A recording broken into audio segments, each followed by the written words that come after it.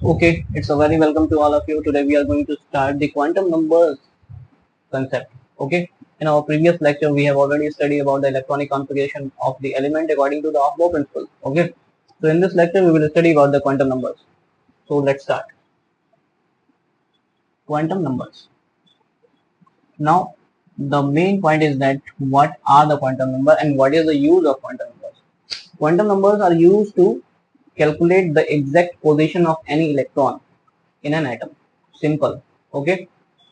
तो हम ये कह सकते हैं क्वांटम नंबर्स की अगर हम बात करें तो क्वांटम नंबर्स ऐसे नंबर्स होते हैं जो हमें किसी भी इलेक्ट्रॉन की, यानी जैसे कोई एटम है तो इस एटम में बहुत सारे इलेक्ट्रॉन्स होंगे, ठीक है। इस एटम में जो भी इलेक्ट्रॉन है उस इलेक्ट्रॉन के बारे में कि वो कहाँ पे है, किस सेल में है, किस सब सेल में है, किस तरीके से मूव कर रहा है, मैग्नेटिक मोमेंट कितना है, इन सब चीजों के बारे में जो नंबर्स हमें बताते हैं उनको हम लोग बोलते हैं क्वांटम नंबर्स। ओके, तो क्वांटम नंबर्स के बारे में हम चलो स्टार्ट करते हैं। सबसे क्वांटम नंबर्स टोटल कितने होते हैं? 4 होते हैं, ठीक है। These quantum numbers were introduced by the Schrodinger, ठीक है। श्रोडिंगर वेव इक्वेशन है, वहां से क्वांटम नंबर्स आते हैं। क्वांटम नंबर्स का यूज ये होता है कि किसी भी इलेक्ट्रॉन की अगर हमें पोजीशन पता करनी है कि भाई एटम में ये इलेक्ट्रॉन कहाँ पे है, तो हमें इससे पता चल जाता है कि वो इलेक्ट्रॉन किस सबसेल सेल में प्रेजेंट है, ठीक है। तो सबसे पहले जो हमारा क्वांटम नंबर आता है इसका नाम है प्रिंसिपल क्वांटम नंबर, ठीक है।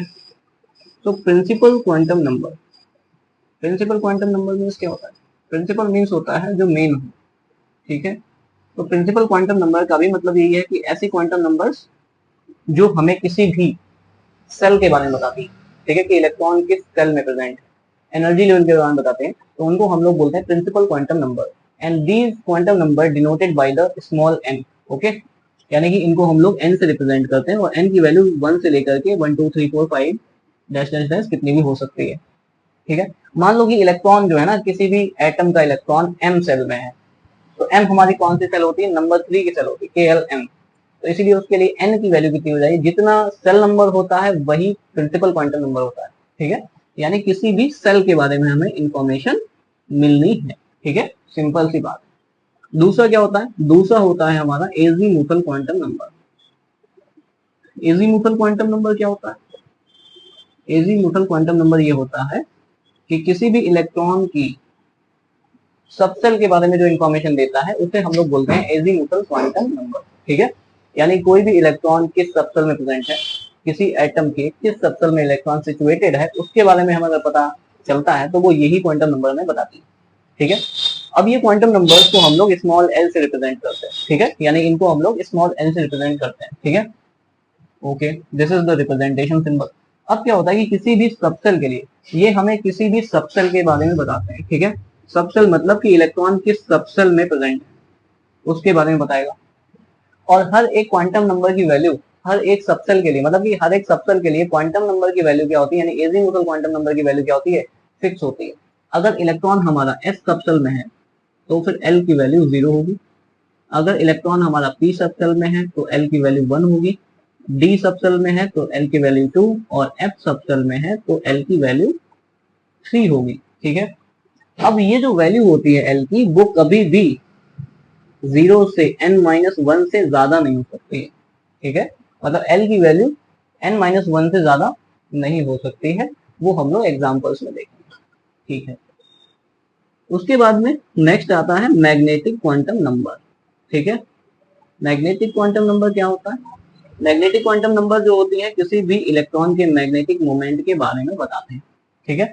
अब ये जो मैग्नेटिक क्वांटम नंबर होती है इसकी वैल्यू एल की वैल्यू पे डिपेंड करती है, यानी कि एजीमुथल क्वांटम नंबर की वैल्यू पे डिपेंड करती है, ठीक है। Value of M will depend upon the value of L and this value will range from the -l to +l, ठीक है। तो वैल्यू जो एम की होगी वो एल की वैल्यू से कैलकुलेट होती है, ठीक है, और -l से लेकर के +l तक हो सकती है, कोई भी एक हो सकती है, ठीक है। उसके बाद में लास्ट में आता है spin quantum number. What is spin quantum number? Spin quantum number ये बताता है कि कोई इलेक्ट्रॉन कैसे स्पिन घूम रहा है। तो अगर कोई इलेक्ट्रॉन क्लॉकवाइज घूम रहा है, इलेक्ट्रॉन दो तरीके से घूमता है, या तो ऐसे घूमेगा या ऐसे घूमेगा। अगर वो क्लॉक की तरह घूम रहा है तो it is called clockwise rotation. और क्लॉकवाइज रोटेशन के लिए वैल्यू जो होती है एस के लिए, spin quantum number denoted by S, और उसके क्लॉकवाइज के लिए +½ होती है और एंटी क्लॉकवाइज के लिए -½ होती है, ठीक है। +½ and -½ okay. clockwise rotation, anti-clockwise rotation. This is clockwise.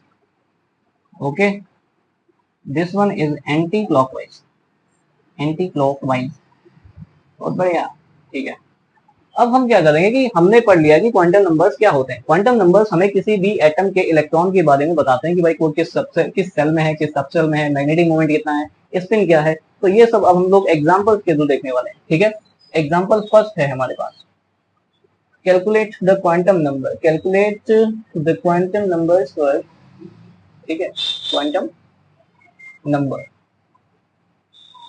For last electron, ठीक है, last electron of scandium. Okay, हम लोग स्कैंडियम का एग्जांपल ले रहे हैं और स्कैंडियम का जो लास्ट इलेक्ट्रॉन होगा, ठीक है, कोई जरूरी नहीं लास्ट इलेक्ट्रॉन का, मैं कहूंगा 5th electron, 6th electron, 20 electron, उसके लिए कैलकुलेट करके बताओ। अभी हमने लास्ट इलेक्ट्रॉन के लिए कहा, ठीक है। लास्ट इलेक्ट्रॉन के लिए क्वांटम नंबर्स की वैल्यू कैलकुलेट करनी है। सबसे पहले तो आपको क्वांटम नंबर पढ़ने से पहले क्या पढ़ना चाहिए, इलेक्ट्रॉनिक कॉन्फ़िगरेशन, ऑफ बाउ प्रिंसिपल पढ़ना चाहिए। जब तक आपको ऑफ बाउ प्रिंसिपल नहीं पता होगा तो आप क्वांटम नंबर्स की वैल्यू कैलकुलेट नहीं कर सकते हैं, ठीक है। This is very important. Scandium की अगर बात करेंगे तो स्कैंडियम जो है, स्कैंडियम की अगर बात करेंगे, स्कैंडियम 21, इसको अगर हम इलेक्ट्रॉनिक कॉन्फ़िगरेशन लेके, ऐसा how we can write the electronic configuration of the scandium, we can write the electronic configuration of the scandium according to the Aufbau principle. Okay, 1s2, okay, 2s2, 2p6, 3s2, 3p6, then 4s2। यहां तक जब आप fill करते हैं तब तक आपके 20 electron use हो जाते हैं। उसके बाद बचे कितने हैं, 1 इलेक्ट्रॉन, क्योंकि यहाँ 21 है तो 1 इलेक्ट्रॉन जो बचा है वो 3d1 में चला जाएगा। यानी कि लास्ट इलेक्ट्रॉन कहाँ आया है, लास्ट इलेक्ट्रॉन लास्ट वाले ऑर्बिटल में ही आया है, ठीक है। लास्ट वाला सबसेल कौन सा, जहां लास्ट इलेक्ट्रॉन है, तो लास्ट में तो यहाँ आया है, तो इसको हम लोग बना लेंगे। ये डी सबसेल है, डी सबसेल में कितने बॉक्स बनते हैं, 5 बॉक्स बनते हैं, ठीक है। तो 5 बॉक्स बनाने, ठीक है, बना दिए 5 बॉक्स। अब आपको क्या करना है कि 5 बॉक्स में जितने ऑर्बिटल हैं, मतलब कि जितने इलेक्ट्रॉन भरे हैं वो वही हुंड्स रूल के अकॉर्डिंग भर लेना है। कितने, 1 ही है इसमें, तो 1 ही भरना है, ठीक है। तो ये वाला इलेक्ट्रॉन हमारा लास्ट इलेक्ट्रॉन है, ठीक है। अब हम इस इलेक्ट्रॉन को देखेंगे और इसके लिए सारी क्वांटम नंबर की वैल्यू निकाल लेंगे, ठीक है। तो सबसे पहले हमसे क्या कह रहा है, हमसे कह रहा है कि भाई प्रिंसिपल क्वांटम नंबर की वैल्यू इस वाले इलेक्ट्रॉन के लिए कितनी आएगी। प्रिंसिपल क्वांटम नंबर क्या होता है, n होता है। तो n की वैल्यू क्या बताती है, n की वैल्यू बताती है कि किसी भी इलेक्ट्रॉन की सेल कौन सी है, ठीक है। सेल का नंबर क्या होता है, सेल नंबर ये होते हैं, ये जो नंबर 1 2 3 4 लिखे हुए हैं यहाँ पे, ये सब क्या है, सेल नंबर है। तो यहाँ कितना लिखा हुआ है, 3, तो इसका मतलब ये वाला इलेक्ट्रॉन 3 सेल में है, 3 नंबर की जो सेल है उसमें ये इलेक्ट्रॉन प्रेजेंट होगा। ओके, उसके बाद आता है एजीमुथल क्वांटम नंबर L। तो L की वैल्यू क्या बताती है, L की वैल्यू बताती है कि जो इलेक्ट्रॉन है वो किस सबसेल में है, और सबसेल के लिए L की वैल्यू फिक्स होती है। तो हमने ये देखा कि ये इलेक्ट्रॉन जो है ना वो D वाले में है, और D के लिए L की वैल्यू 2 होती है, ठीक है। तो यहाँ 2 हो जाएगा, ओके, फिक्स है। उसके बाद देखो, उसके बाद क्या होता है, magnetic quantum number. Magnetic quantum number m होता है और इसकी वैल्यू -l से लेकर के +l तक होती है, यानी कि -2, -1, 0, +1, +2, इनमें से कोई भी हो सकती है। लेकिन अब हमको ये देखना है कि हमारा जो इलेक्ट्रॉन है उसके नीचे कौन सी वैल्यू आ सकती है। तो उसके नीचे कौन सी वैल्यू आ सकती है, -2। तो m की वैल्यू कितनी हो जाएगी, -2, ओके। यानी कि इस इलेक्ट्रॉन के लिए m की वैल्यू -2 होगी। ऐसे ही हम क्या करेंगे, अब निकालेंगे spin quantum number. Spin quantum number ये बताती है कि भाई इलेक्ट्रॉन क्लॉकवाइज घूम रहा है कि एंटी क्लॉकवाइज। तो जो पहला इलेक्ट्रॉन होता है, ऐसा माना था कि पहला इलेक्ट्रॉन क्लॉकवाइज, तो अगर ऊपर करके घूम रहा है इलेक्ट्रॉन तो इसको हम लोग क्लॉकवाइज बोलते हैं। तो ये क्लॉकवाइज है, तो क्लॉकवाइज के लिए +½ हो जाती है, ठीक है। तो ये क्वांटम नंबर जो है इस वाले इलेक्ट्रॉन के लिए हमने कैलकुलेट कर ली, ठीक है। आई होप आपको समझ में आ रहा है ना, क्वांटम नंबर आपको समझ में आ गया, ओके। तो यहाँ पे हमको क्या करना है, एक और क्वेश्चन ले लेना कि क्वांटम नंबर लास्ट के। अब हम क्या करेंगे कि 15th इलेक्ट्रॉन जो होगा, 15th इलेक्ट्रॉन के लिए क्वांटम नंबर की वैल्यू निकालेंगे। 15th इलेक्ट्रॉन ऑफ कुछ भी ले सकते हो, 15th इलेक्ट्रॉन ऑफ आर्गन ले लो, ठीक है। आर्गन के 15th इलेक्ट्रॉन के लिए क्वांटम नंबर की वैल्यू कैलकुलेट करेंगे, ठीक है। तो सबसे पहले तो हम क्या करेंगे, क्वांटम नंबर कैलकुलेट करने से पहले आपको इलेक्ट्रॉनिक कॉन्फ़िगरेशन लिखना पड़ेगा। तो इलेक्ट्रॉनिक कॉन्फ़िगरेशन का लिखेंगे, इसका एटॉमिक नंबर बताना चाहिए, एटॉमिक नंबर 18 होता है। अब हम क्या करेंगे, 1s2, 2s2 2p6 3s2 3p6। Okay, count करेंगे क्या 18 हो गए? 2 4 6 10 12 18 18 इलेक्ट्रॉन भर चुके हैं। अब क्या करोगे कि आपको ये फाइंड आउट करना है कि आपका जो 15th वाला इलेक्ट्रॉन है जिसके लिए आप क्वांटम नंबर निकालना चाह रहे हो वो कहाँ है। तो यहाँ पे 2 10 2 4 10 हो गए, 12 हो गए, और यहाँ हमारा यानी यहाँ तक तो 12 हो गए। तो हमारा 15th वाला इलेक्ट्रॉन इस वाले में कहीं प्रेजेंट होगा, इस वाले में कहीं प्रेजेंट होगा 15th वाला इलेक्ट्रॉन। तो यहाँ तक तो 12 हो गए, 12 के बाद 13 14 एंड 15 ये वाला हमारा इलेक्ट्रॉन है 15th इलेक्ट्रॉन। ठीक है ना। इसके लिए हमें निकालनी है सारे क्वांटम नंबर की वैल्यू। और n की वैल्यू क्या होती है? n की वैल्यू होती है कि वो इलेक्ट्रॉन किस सेल में है। तो ये वाला इलेक्ट्रॉन किस सेल में है? 3 सेल में है, यानी समझ गए 3 सेल हो जाएगी, यानी कि इसके लिए n की वैल्यू 3 हो जाएगी। अब l की वैल्यू आएगी, ये वाला इलेक्ट्रॉन किस सब सेल में? सब सेल p है, तो p के लिए वैल्यू 1 हो जाएगी। ठीक है।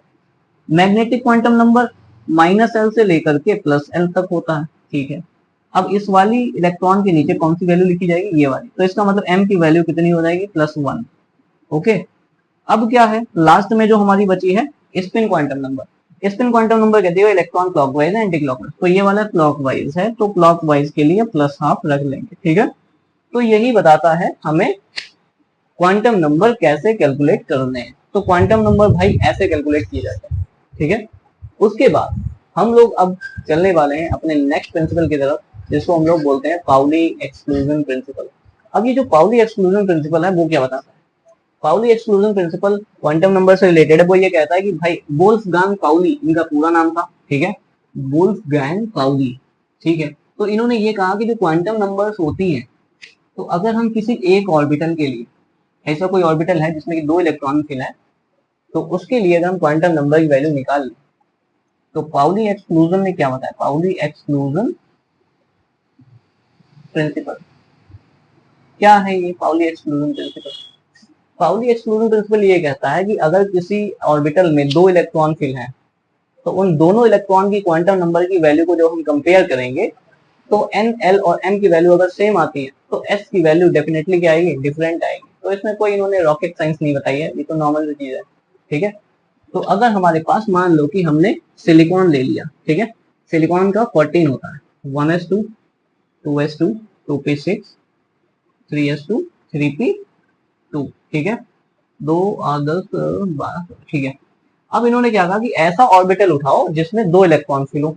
ऐसा ऑर्बिटल मतलब कोई भी ऑर्बिटल उठा सकते हो जिसमें 2 इलेक्ट्रॉन। तो हम ये वाला बना लें।